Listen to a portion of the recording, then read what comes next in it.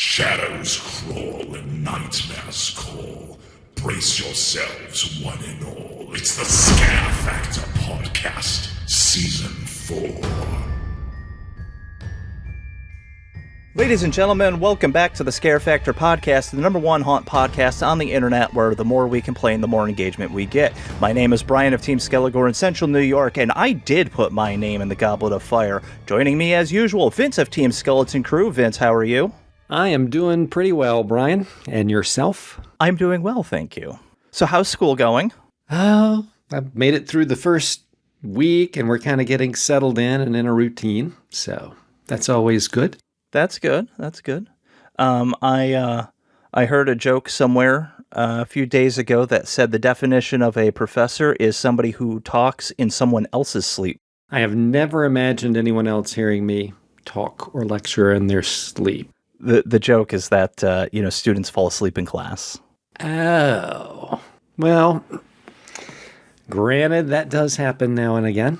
Yeah, I was one of those students. Yeah, who'd have thunk it? The high school dropout fell asleep in class. So learning by osmosis doesn't really work, right? I don't know. I think I'm pretty smart these days. I have a college degree. I think it did work. Okay. Anyway, this week we're talking about how the senses are exploited against us in a haunt. We're talking about the 5 basic senses and a little bit beyond that. And Vince, you are the perfect person to have on for this conversation. Please remind our audience what your qualifications in this field are in terms of how it relates to anatomy and physiology. Oh, well, I'm a teacher of more than a few years, and one of my favorite subjects to teach is human anatomy physiology. So I have been through a unit on the special senses and other senses of the body a few times. So I figure I can throw a little bit of the biological background into this as we talk about it all. So we'll just jump right into this. I feel like we're going to have a rather lengthy conversation. There's a lot to go over here. So we'll just go right ahead, full steam ahead into our first topic, and we're talking about sight. This is our primary sense that's stimulated, exploited against us in a haunt most of the time, right? Think, we walk into a haunt, you see things around you, right? That's obviously. Yeah, that's the main thing. I mean, you're going to see the creepy decorations, the way characters look in their makeup and costumes and things like that. So it's visual is probably 80% of our experience or more. Yeah, I would say it's got to be up there, right? So when we talk about, I mean, you kind of covered the obvious things. I see we have some notes here, like illusions, right? And there's a lot of illusions that can be done in a haunted house. One that is seemingly more and more common these days is the 3D effect with the paint on the walls, right? They give you the glasses and then the paint kind of pops off the walls. Can you talk a little bit about that? I've done a bit of reading about it. Well, some of the effects of that cross over into physics, which of the sciences, physics is not my strongest suit. But basically, you see that a lot. A popular place to see it in haunts is with clown rooms or a clown haunt. They'll often do 3D glasses and send you through, and you'll see neon painted, yellows and oranges and reds and blues as you're going through. And the glasses help to achieve the effect for you that some of these are closer to me than the other. Yeah, so I did a bit of reading about how it's called Chroma Depth, and Chroma Depth glasses I think it's a brand name. So the way that these work is the glasses have a bunch of prismatic filters embedded within the lenses. So what's happening is, you probably remember the science experiment you did in 3rd or 4th grade where you took a prism and you shined light through it, right? If you're familiar at all with Pink Floyd's Dark Side of the Moon album cover, right? Light going through a prism and it diffracts into the visible spectrum of visible light. And so that's kind of what's happening with these chroma-depth glasses. So this, I think this is just an abstract of how they work, but to sum it up is each color is shifted a different amount, resulting in various planes of perceived depth. So, the light comes in, it hits that prism, and then you perceive different colors at different depths. In the red, green, and blue on black model, red is the closest and blue is the furthest away. And that, I think, intrinsically makes a lot of sense to a lot of people, because if you're old enough to remember back in the 80s and 90s when 3D movies were a thing, they would give you those little cardboard glasses with the red and blue lenses on them. And so that's, so if you understand that red and blue on a black background have, a large amount of perceived depth between them, you start kind of understanding why the red and blue lenses. And so black would be your infinity depth, right? Black never changes its perceived depth.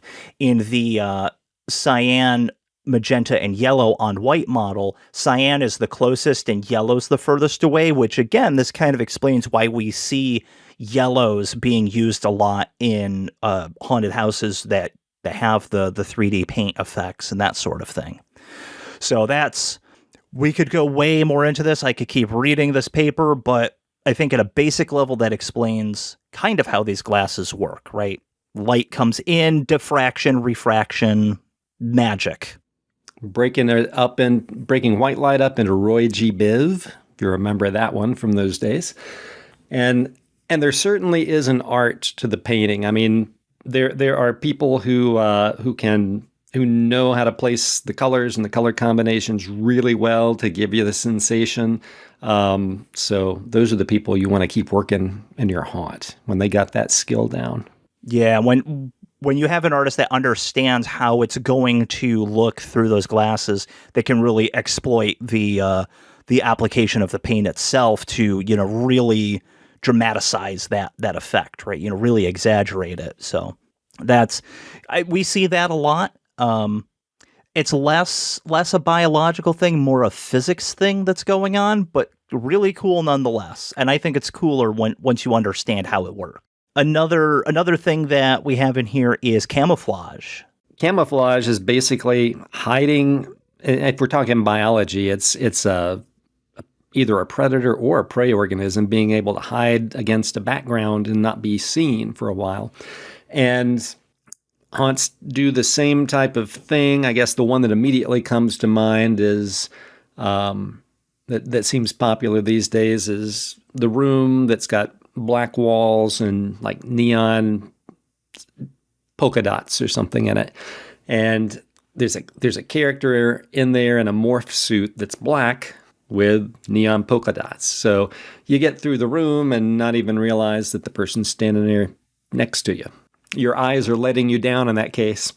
That's right. Another place you might see this is in a clown room where, there's lots of wacky, zany patterns on the walls, right? Think stripes and zigzags, that sort of thing. And you have an actor wearing a costume that kind of matches that same pattern. And they could just blend in right against the wall. And, it allows them to stand right in front of you and they don't even realize it. The last thing that we have in here in terms of illusions is Pepper's ghost. And Vince, you already mentioned that physics is not really your strong suit. So my assumption here is that you're not super duper familiar with how Pepper's ghost works. The way I perceive it, it's a lot of reflection going on that gives you the impression of a great deal of depth when it's not really there.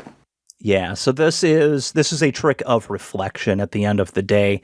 And so this goes back at least as far as 1862.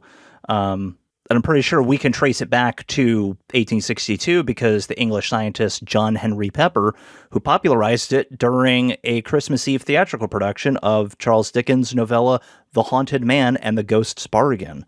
So, that's where he used it.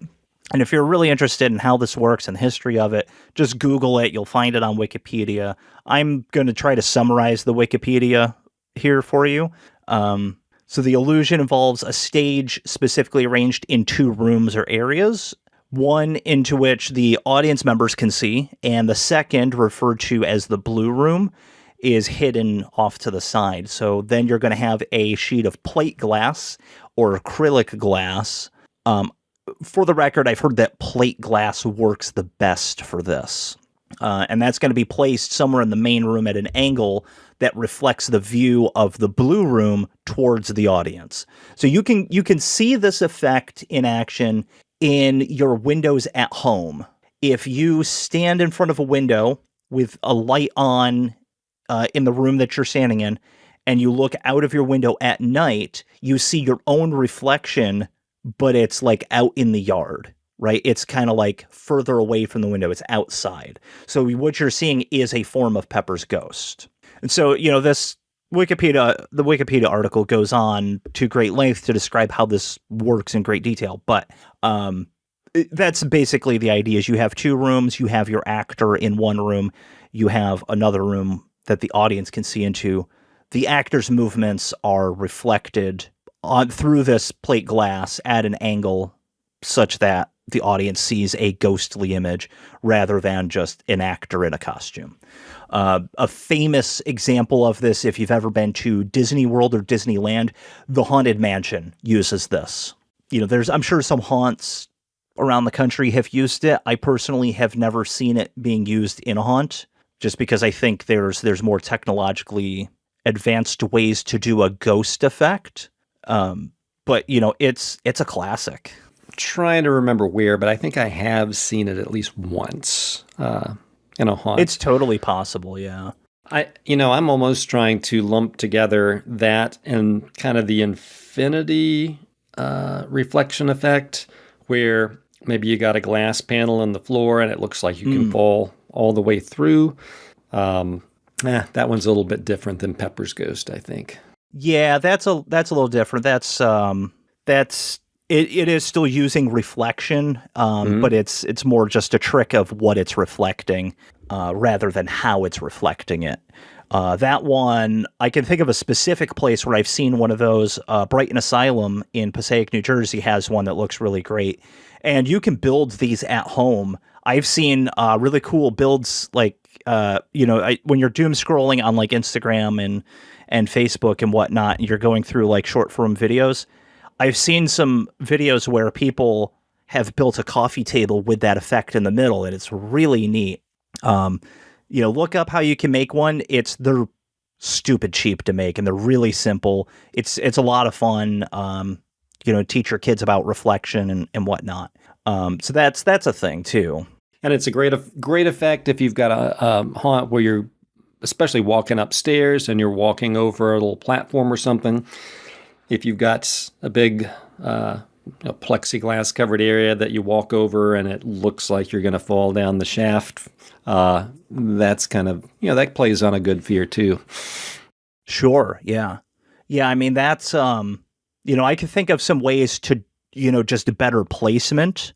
Like you have guests walk up a set of stairs and walk along a platform, and then the only way to go is for them to step onto, the infinity box, as if it's just an endless shaft that they must then fall down. I think that would be a much better placement.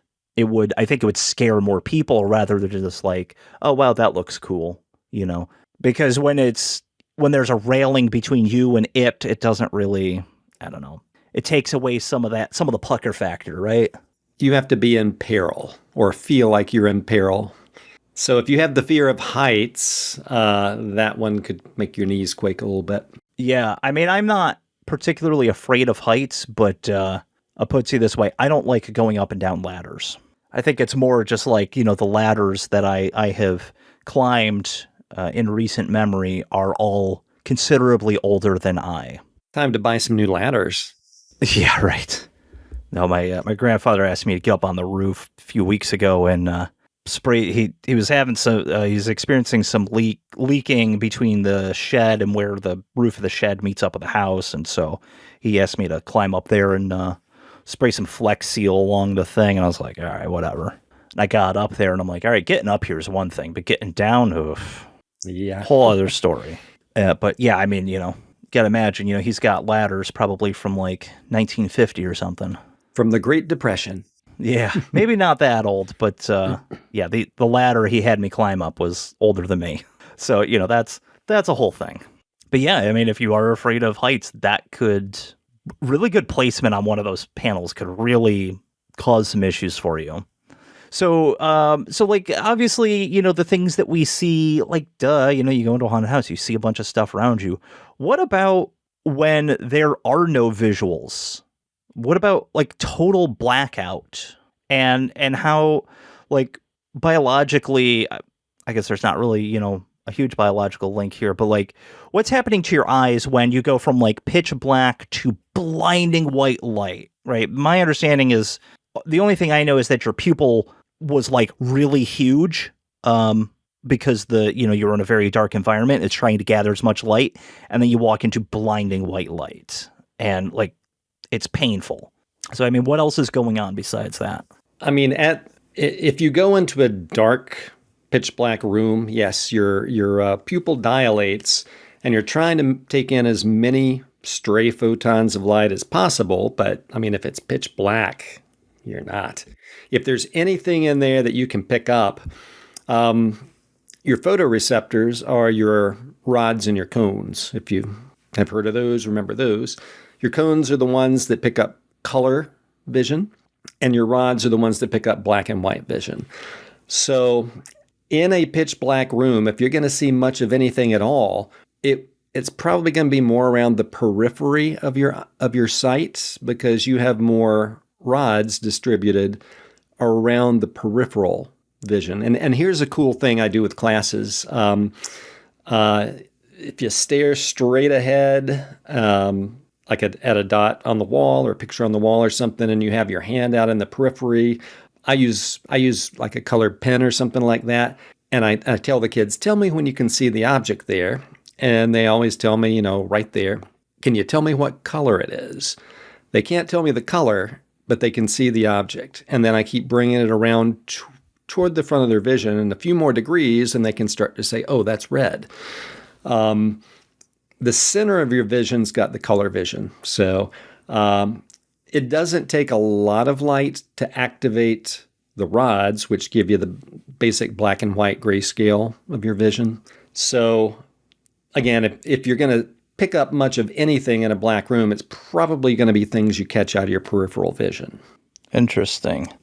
Yeah. And your best time for a blackout room probably is early on in the haunt, because if customers are standing out in lighted areas, you catch them before their eyes have the chance to fully dilate. They're trying to adjust and cope with that new black setting, and that's when you can get some good scares going on there. Another way I've seen people do that is, of course, you're not going to see anything this way. They blindfold you, and you go through a room, and you have to hang on to a rope. And I mean, that's kind of leading you through the maze in the room. And then, of course, you can get people surprise you by growling in your ear and things like that along the way. Yeah, it's a lot easier, I think, to really take somebody by surprise, right? Because you never know, like, how fast somebody's eyes are going to adjust to the darkness. If you blindfold them, they're not going to see anything. Right. And then I've been through, probably more than one, but one haunt comes to mind for me. Toward the end is they fill the room with fog, the walls are white, and they've got a bright light going on in there. That's just like light overload as you come into that room. And a good part of that is you've been walking through this darkened haunt the whole time. Your eyes have dilated a bit, and then you step into this bright room, and the fog is reflecting some of the light too. That overloads your visual senses while you're trying to find your way out of this bright white room. So it's kind of the opposite effect. That one's better to have toward the end of your haunt. Yeah, Terror Field in Clyde, New York did something like that near the end of their haunt. And it was a small room, and I mean, when I say it was full of smoke, it was full. You could have cut it with a knife. And yeah, there was just no figuring out where you were in that room or anything. And it wasn't terribly bright in there, but it was. I'll tell you, it was bright enough that there was no finding your way through anything. Yeah, I think another way that you could kind of blind people is Nightmare's Fear Factory in Niagara Falls on the Canadian side. Near the end of their attraction, they have you've probably seen the pictures online where like people are like they're jumping because like big scare or something. Well, they're taking your picture, right? And so there's a bright flash. Because of the camera needs a lot of light. So there's this very bright flash when your picture's taken. You can't see a damn thing for a few minutes after that bright flash. That could be another way that you could effectively blind people for at least one or two scenes is to, give them a really good flash when they're not expecting it. Right. You're going to get the after image effect from whatever shape the flash is coming from. Yeah, that's true. For a while too. Idea, make your flash shaped like a skull. Oh, now that would be cool. Or a pumpkin. I would say you want to do those things sparingly because, you can... You could damage people's eyes, yes. Yeah, or maybe at least trigger a headache or something like that. So I can understand. But if you're going to use an after image, a skull flash is probably better than anything you could go for. I think a skull would be really cool. I think that would be really cool if you had that kind of after image flashing in your vision for a few minutes. That would be cool. So moving on to kind of the other 15 to 20% of what we experience in haunts is sound, right? I mean, you see things and you hear things. If you see a monster, you want to hear the monster. If you see a car, you want to hear the car. That's normal common sense. On the other hand, though, if you see a ghost, maybe you don't want to hear the ghost. You shouldn't hear the ghost. Ghosts should be silent, right? Right. So this plays into our inner ear functions, right? Our balance and equilibrium, and this.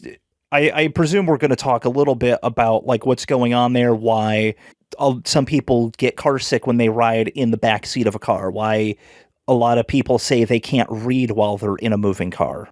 Oh, sure. Let's wrap up the sound component, though. I kind of lump those together because your inner ear, we all know the ear is associated with interpretation of sound, etc. You've got the cochlea, which is the organ that allows us to hear. And it's so crazy. I mean, it's fluid-filled, and the fluid vibrates, and it presses a little membrane against tiny hairs. And where those hairs are depressed, that triggers nerve impulses.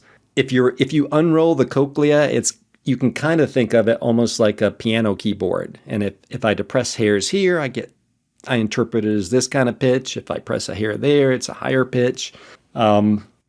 So that's one component. I mentioned like really high frequencies or really low frequencies.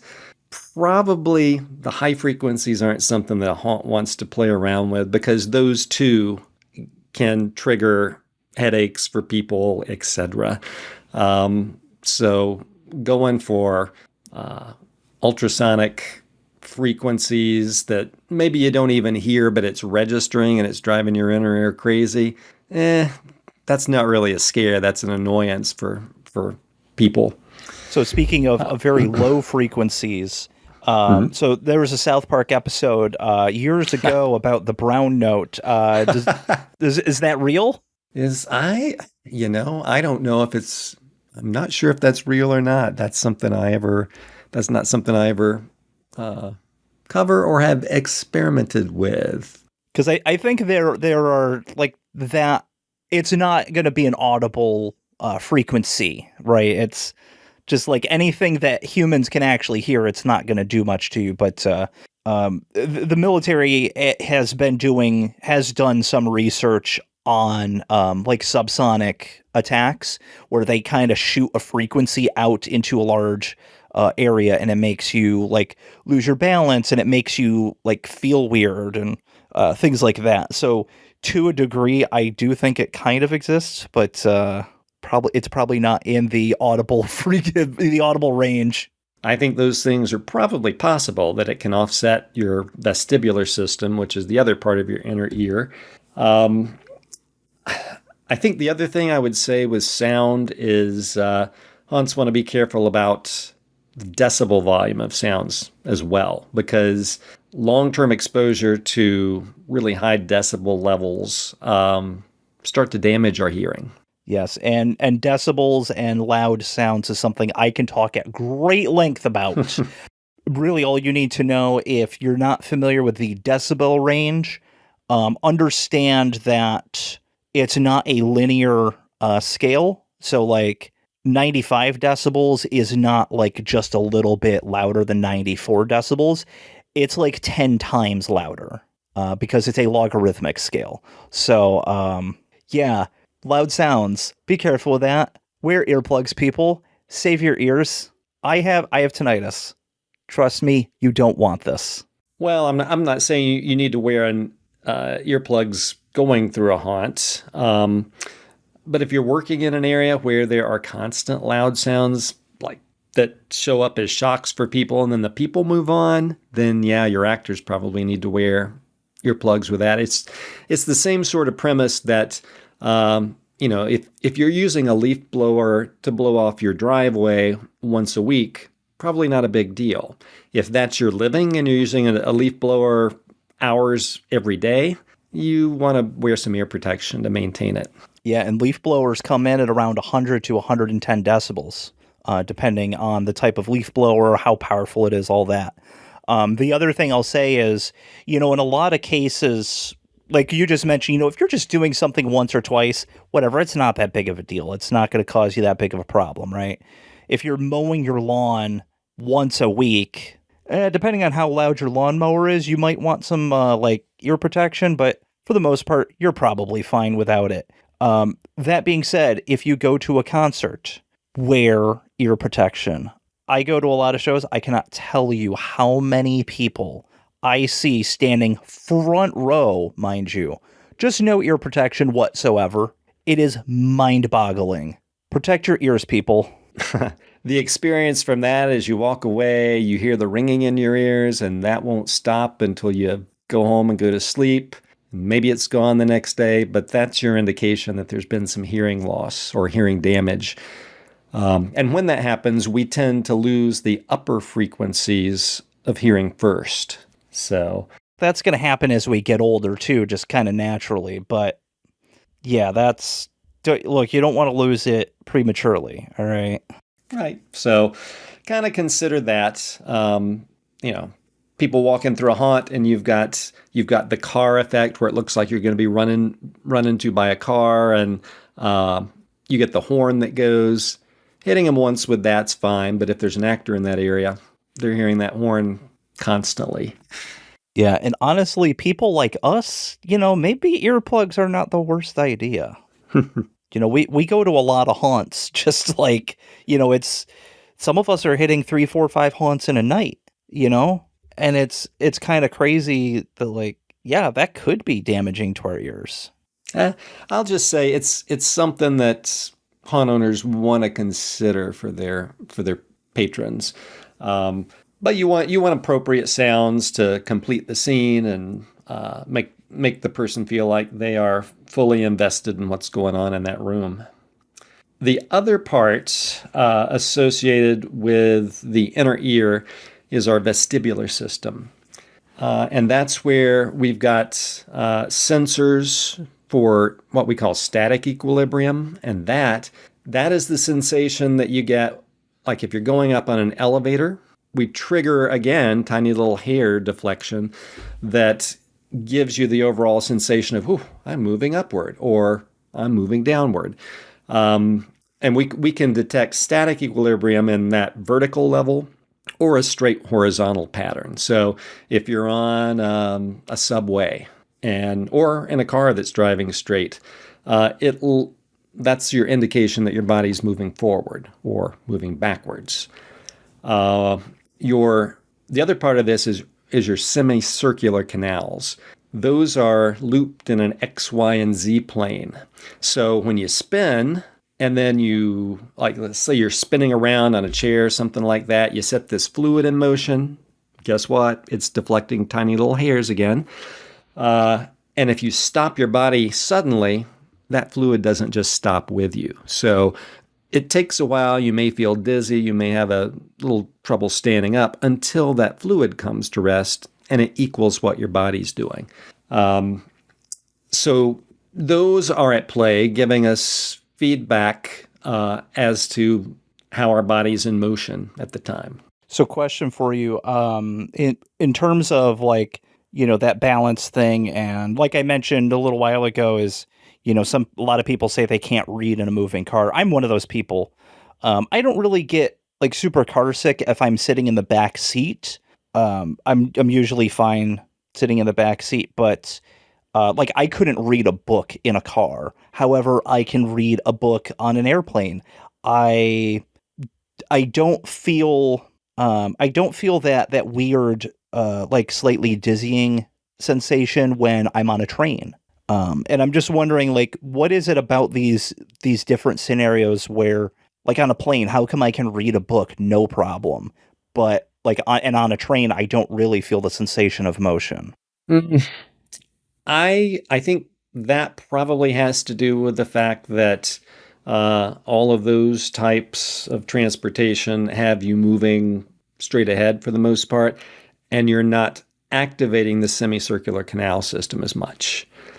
In a car, when you get especially a winding road, that was always the infamous one when I was young that would get me sick. If I was trying to read or doing anything in a car at that point, that's got to do with the fact that your eyes are fixed on a book in front of you that's not moving, but you're in a vehicle and your inner ear is telling you that your body is moving. And you have this disagreement between the input your eyes are telling you and what your inner ear is telling you. Right. And I'm wondering, too, if it's just like on an airplane and on a train, it's just going to be an overall smoother ride than driving down, the pothole-filled road. Exactly, yeah. And roads are just going to be kind of naturally bumpy anyway, just natural wear and tear. Right. And you are much more changing elevation, dropping elevation in a car, as well as roads are going to wind and twist a little bit more. So right, yeah, there's more motion that we're not necessarily detecting consciously. Right. But related to haunts, the thing that immediately comes to mind with all this would be the vortex tunnel. That's, earlier we're chatting and you were saying that vortex tunnels affect you more now than they did when you were younger. I can say the same thing about a vortex tunnel or a roller coaster that does loops and things like that. I can't handle those now, and I used to be able to handle them fine when I was young. Again, just one of those things with aging. I do notice that on roller coasters as well. This came as a big surprise to me actually earlier this year at East Coast Hunters Convention. One of the tour days took us to Hershey Park, and so we got time to ride the roller coasters. And this audience knows I love Hershey Park. I am Hershey Park happy, and I went on their Vekoma Boomerang, which people in the coaster nerddom know that like Vekoma is just an absolute meme when we talk about like their older roller coasters, their boomerangs, their SLCs and all that. They are just like death machines. They rattle really badly. The restraints on them were just poorly designed. Never worth a good ride. The boomerang at Hershey is, if you're going to ride a boomerang, this is the best one to ride. It's so well maintained. They have the soft vest restraints, which is really nice. Anyway, I take my daughter to Hershey Park almost every year, and we go on the boomerang. This year at East Coast Hunters Convention, I went on it, and I felt more dizzy on that than I ever have in my life. So this is something that like I think it's starting to affect me as well. That's one of the background themes I teach for virtually every system. As we age, nothing seems to really get better. We get wiser, No. but all the body systems have their various problems. Yeah, everything's breaking on me, man. What the fuck? So let's see the vortex tunnel. I assume everybody out there is familiar with one of those, but basically you're walking along a plank and you've got this spinning tunnel that around you, giving you an illusion that ultimately things are spinning. Your eyes, it's another case where your eyes are telling you, hey, this kind of spiral motion is going on. But in this case, your ears are telling you, no, I'm upright, I'm not spinning. And you get this disagreement between the sensory input. And that can make you feel dizzy, lose your orientation a bit. And so I'm one of the people where, like, like we said, it affects me more now the older that I get than it used to. But I have discovered that the effect seems slightly diminished if I walk through backwards. I can't quite explain why, and I can speculate as to why. My speculation here, my hypothesis on this is that the reason that works for some people is because when you're walking into the vortex tunnel, you're kind of walking into the spiral, whereas so your point of focus, you're going closer to your point of focus. Whereas if you turn around and walk backwards, you're walking away from your point of focus. So you're kind of going out of the spiral. I don't know if that holds any water whatsoever. If there's any physicists in our audience, please comment down below. Tell me how wrong I am. But that's my speculation as to why it does seem to diminish the effect, even if slightly. I haven't tried that, and I should try it. I mean, my solution is I just close my eyes and walk through. Problem Could gone. do that too. Yes. But you got to be careful because there's usually a character that comes out in the middle of things, and you got to walk around them. Again, pure hypothesis. I was trying to look this up online and couldn't find any suggestions there for walking backwards. But when you walk backwards, that's probably using your inner ear in a slightly different way. It's making you focus in a bit more. At least it's telling your inner ear something different is up and going on. And that combination with what you see might lessen the effect. Right. It's starting to cancel out some of that signal conflict that's going on between your inner ear and your eyes. Maybe. Possibility. Let's see. Do we have anything else on balance and sound and ears and whatnot? No, it's just one of those things that I'd say, again, you want to use that effect sparingly because ultimately you don't want to make somebody sick as they're moving through a haunt. So a little taste of this here and there for disorientation's fine. But there are those people that'll lose their lunch or their dinner as a result if there's a lot of it. Yes, I am probably one of those people. Don't make me too dizzy. Ask my daughter when we go to an amusement park or if we go to like the state fair or something, she can go on all the rides she wants. I don't do spinny. And she knows that. So moving on. Being used, I think, a little more commonly these days, but still not super common. It's not in every single haunt. Smell and taste. And I think smell is being used a little more frequently than taste. But, both are being used here. So what's going on when we smell something, like biologically? What's happening there? Oh, so here's the gross out that I tell kids. Well, after I explain it, I say, all right, I'll just go through it the typical way here. Your sense of smell is a chemoreception. You're actually picking up molecules of something in the air. And those molecules get dissolved into mucus, and then they make contacts with a receptor of a neuron. And you got several neurons up there in the lining of the nose.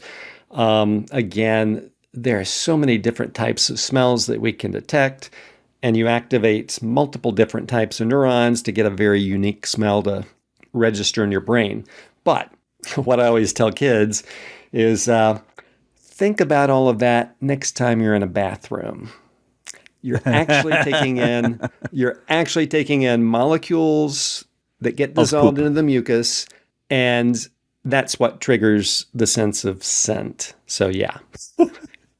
Yeah. You're getting poop particles in your nose. That's what's happening. Yes, indeed.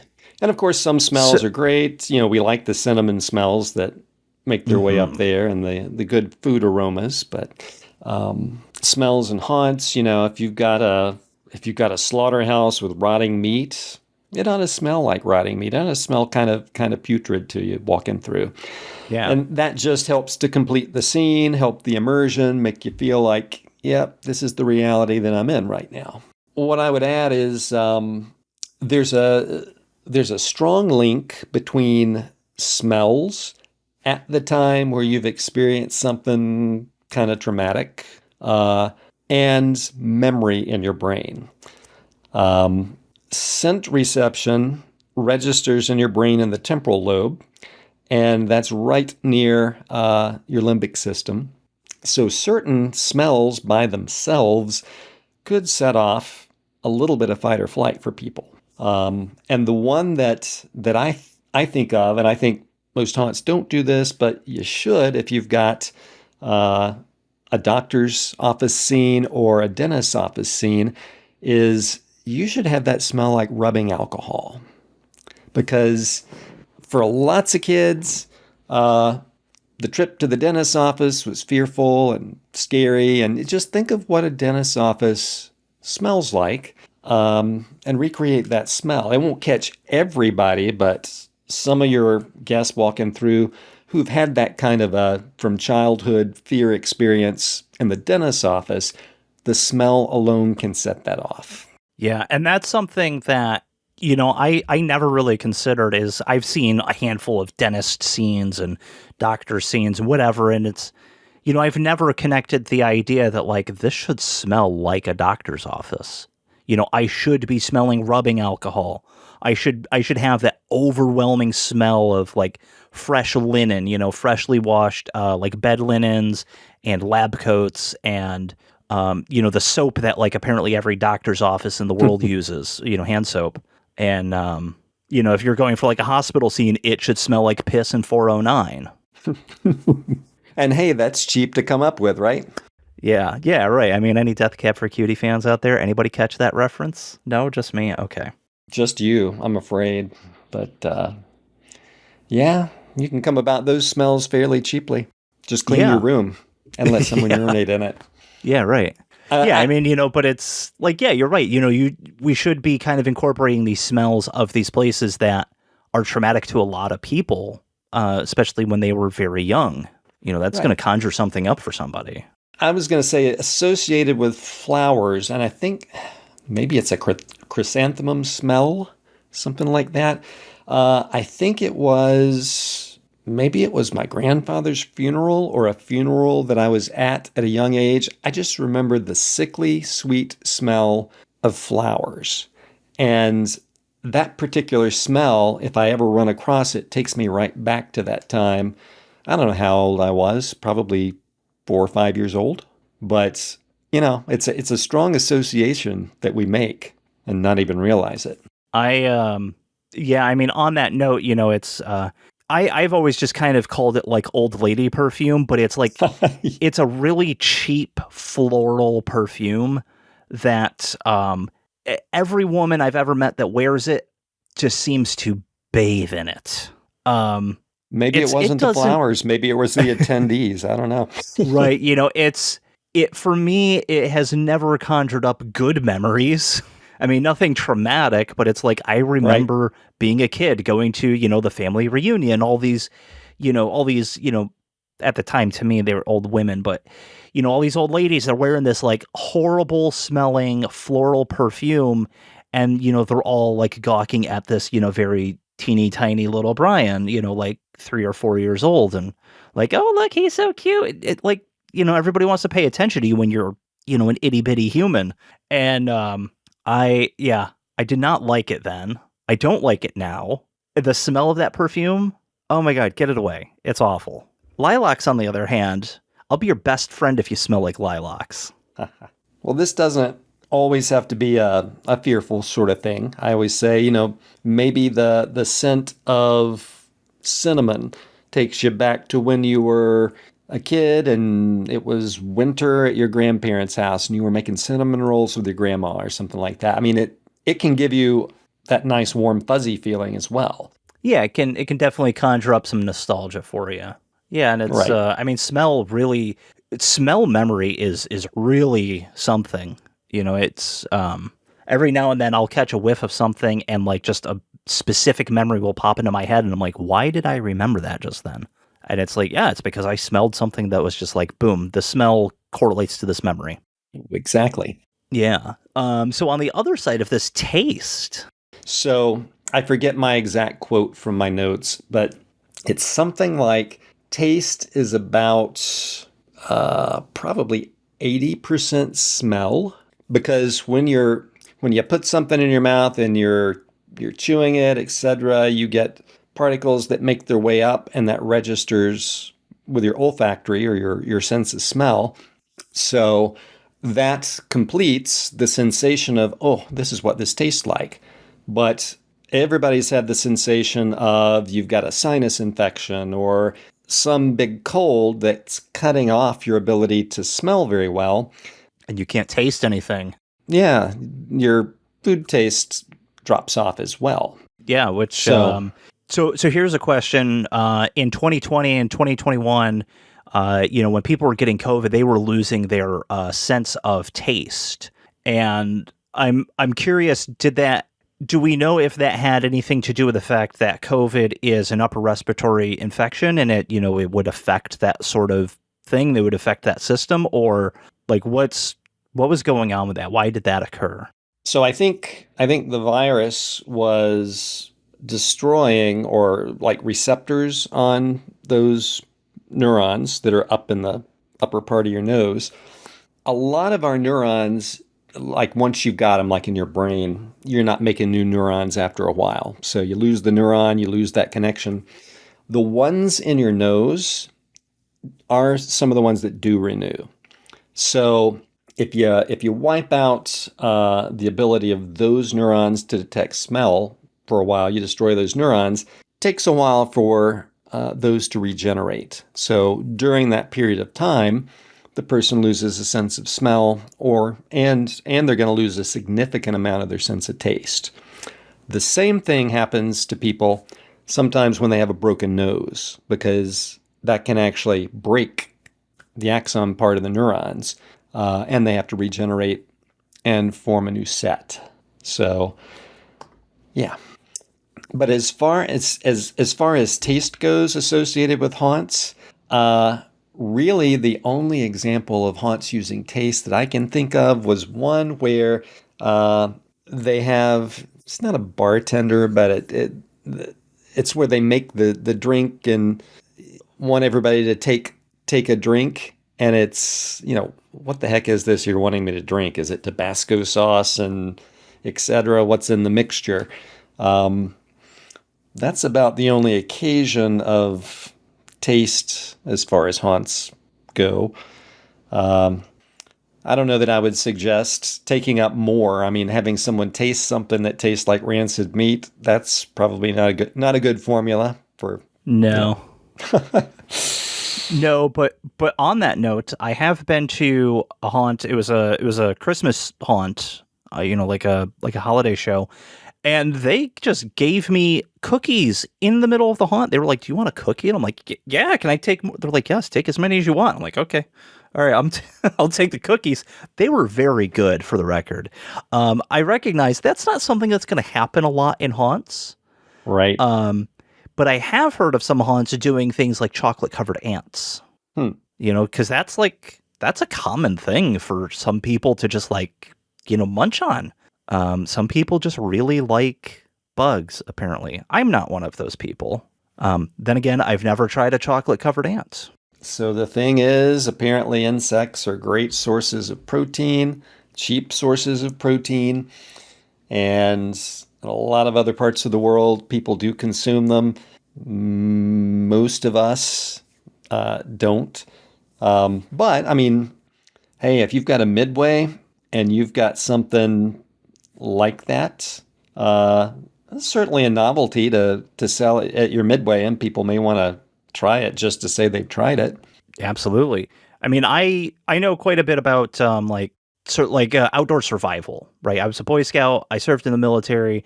I do a lot of backpacking.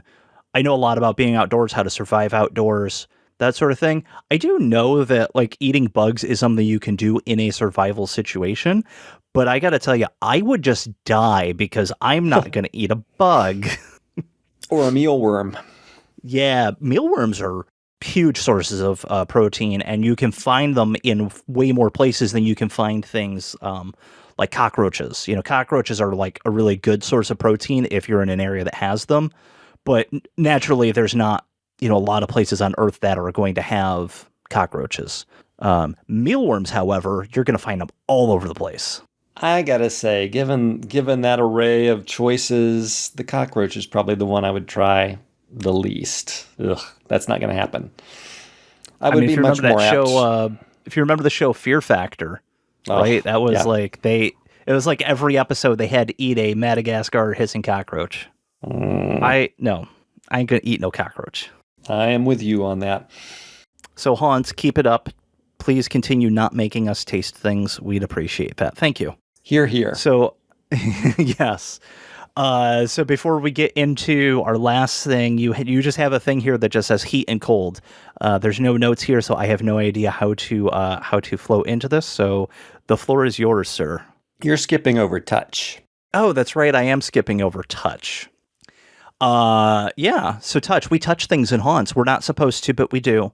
And this is not just like putting your hand along the wall. Please don't do that. Unless you're instructed specifically to do that, don't. It's bad. Don't touch things. Don't touch people unless you're told you need to. When we say touch, we mean things like claustrophobia tunnels, right? Because you come into contact with those big airbags when you have to walk through them. Right. Squishy floors, imagine like walking on a drawbridge or a floor that kind of like squishes underneath you. I'm going to say it's with your feet, but yeah, that registers as touch. Yeah, I mean, you feel it, right? That's touch. Mm-hmm. In some more intense haunts that, like extreme haunts go, full on electrocution, but like in some haunts that do like moderate touch, they may give you a slight zap, right? I mean, you have a note in here about light electrical stimulation, like a plasma ball effect, right? You put your hands on the plasma ball and it makes your hair stand up. Terror Roulette in Elgin, Chicago, which we spoke about on a previous episode, they had a thing where like you put your hands on these like handprints and it zapped you a little bit. It wasn't going to hurt you. But like, yeah, it was a little like, oh, okay, we're doing this now. It just got real. Some haunts will have a little and I say electrified. It doesn't mean you're going to get 20 volts of electricity or anything, but they'll give you like a mild electrostatic shock. Maybe have this on a wall where people are apt to touch the wall. So that is a little touch electrical sensation that you might not be expecting as you're going through a haunt. Yeah, that's true. I remember back in the 90s, there was an arcade game that had Uncle Fester of the Addams Family. And it wasn't really a game. It was more just like a torture device.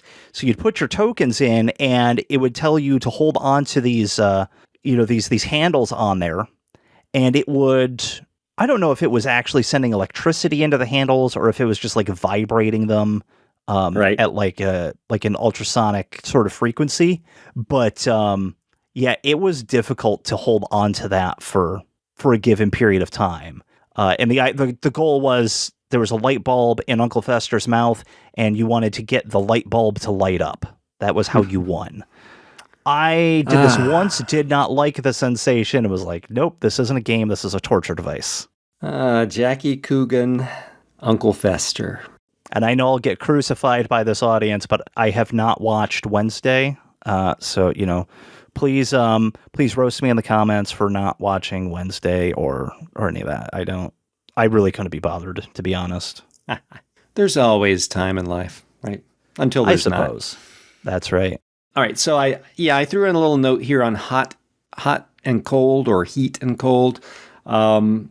Just remember that's a sensation that you can use effectively as well. A sudden burst of cold and a customer gets goosebumps walking through. That's a great effect to have on them. I remember walking through what was supposed to be like a frozen meat locker or something like that. And it was a white room, and they just had air conditioners running, and the room was pretty cold. Great effect to complete the feel of that room. Have the same thing going, if you have a fake fire in a fireplace, have something that's spitting out, generating a little bit of heat. Yeah, maybe a space heater. Yeah. The thing that always grinds my gears is you're walking through an indoor haunt, and you come into a scene, and it's supposed to be an outdoor scene, right? You see the outside facade of a house, of a building. There's trees, there's shrubs, all this stuff. And we've talked about this before on the show. And the key thing that's missing is I'm sweating like a pig, right? Because I'm a fat kid. I sweat a lot, all right? It happens. When you tell me that I'm outside, I expect to feel a nice cool breeze. It's something that I feel is missing from a lot of scenes, and I don't think it would be terribly difficult to accomplish either. Well, that doesn't even have to be an air conditioner, right? You can just right? I mean, you could do a fan. But you do want to lower the temperature, so an air conditioner I think would be useful in a scene like that. Mm-hmm. And the argument I've heard against this is, how do I keep that effect from blowing into other scenes?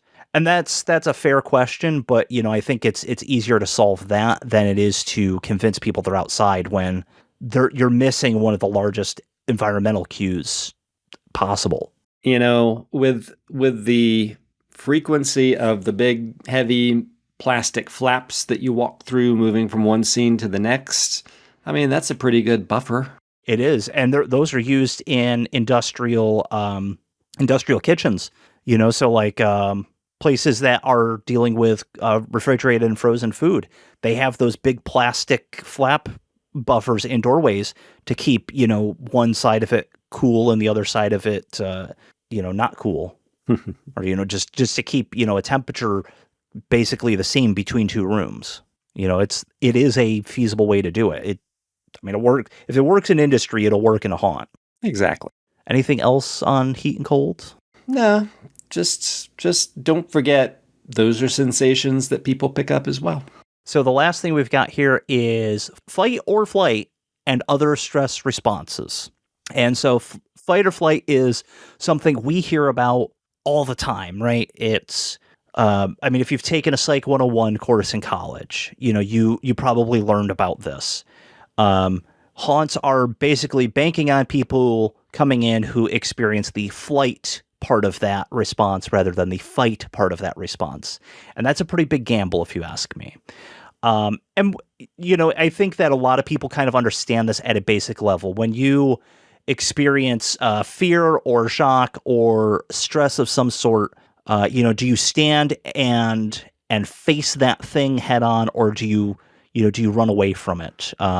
It goes back to our prehistoric ancestors when they encountered an animal that was preying on them. Would they fight that animal or would they run away from it? And we see this in like prey and predator sort of relationships even today. So what are other stress responses that people experience regularly, like biologically? What's going on? How come we don't hear more about these things? Things like your increased cortisol levels, increased adrenaline levels. Well, first of all, what the hell is cortisol? What is adrenaline? We kind of know what adrenaline does to us, but what is it? Let's take adrenaline with the basic fight or flight response first. And that is simply, you're shocked by something. Maybe you're overcoming a fear. You're triggering the release of adrenaline. And it's not just going through a haunt. You hear people being called adrenaline junkies. You get people that pack a parachute and jump off of a cliff, or hang gliding. I want to do both of those for the record.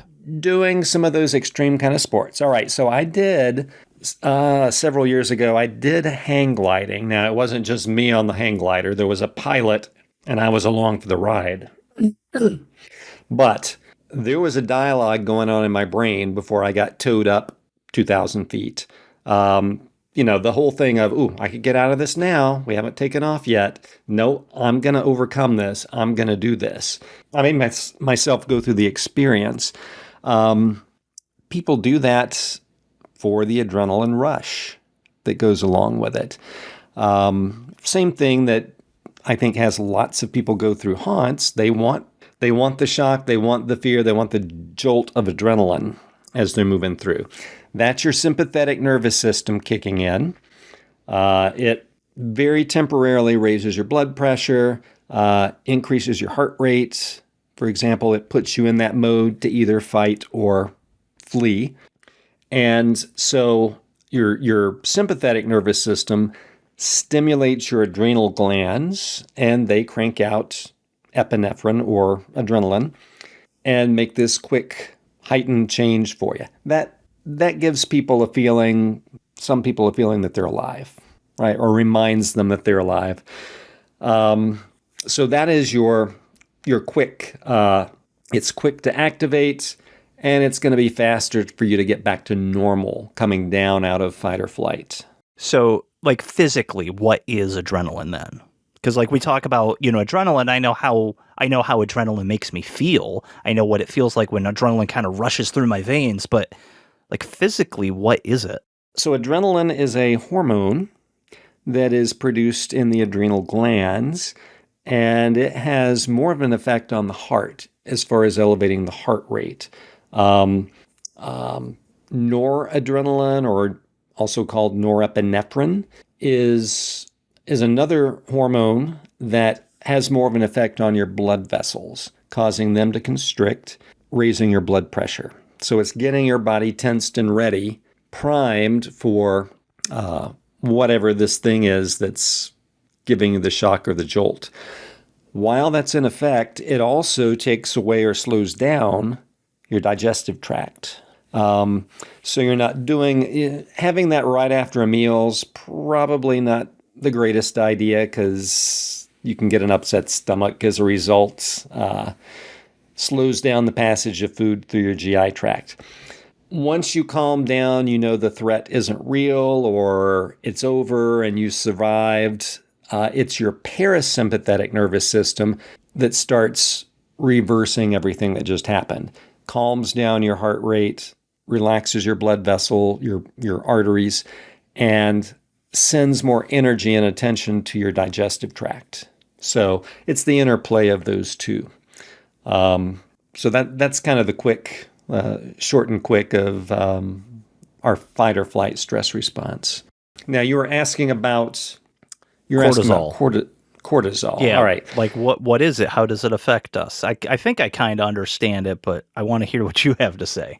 So cortisol is a steroid hormone. It's produced in the adrenal cortex. And we keep a certain balance of this because you have problems if your cortisol levels are too high, problems if your cortisol levels are too low. We want to keep it at a homeostatic balance. But what we experience most probably is elevated cortisol levels. That does things like, I call it your long-term stress. Well, not just me, your long-term stress response. And it's for things like if you are a week away from final exams and you have a project that you have to do and all these deadlines have to be met, that adds a layer of stress onto you. Now, that's not like fight or flight. You probably don't have your heart racing the whole time during that, but your cortisol levels get elevated. They keep more glucose available in your bloodstream. So over a long period of time, that can help crank up your blood glucose levels. It can cause things like weight gain if you're going through long-term stress for long periods of time. And it also depresses your immune response, kind of robs energy away from your immune system. So we've all probably had that sort of effect where you you're feeling the stress of the exams that are coming up and things that you have to complete. Once you get all those things taken care of and feel like, now I can take a breath and relax, then you get sick. You have some kind of viral infection. That was me at the end of finals week every single year. Right? That is all due to those elevated cortisol levels for long periods of time. So I would say as far as long-term stress response, that's not anything that haunted houses are looking at targeting. An ideal haunt would target, quick little spurts of your fight or flight, get a little jolt of adrenaline, move on to the next scene. That's kind of their game, or should be. All right. Anything that we're missing? Oh, there are probably all kinds of other senses, but I think these are the main ones that would be targeted by haunts to any degree. You probably hit the big ones. I got to tell you, Vince, this has been a fantastic discussion. Absolutely fascinating to me, because I really do love just like all things science. So this has been just outstanding.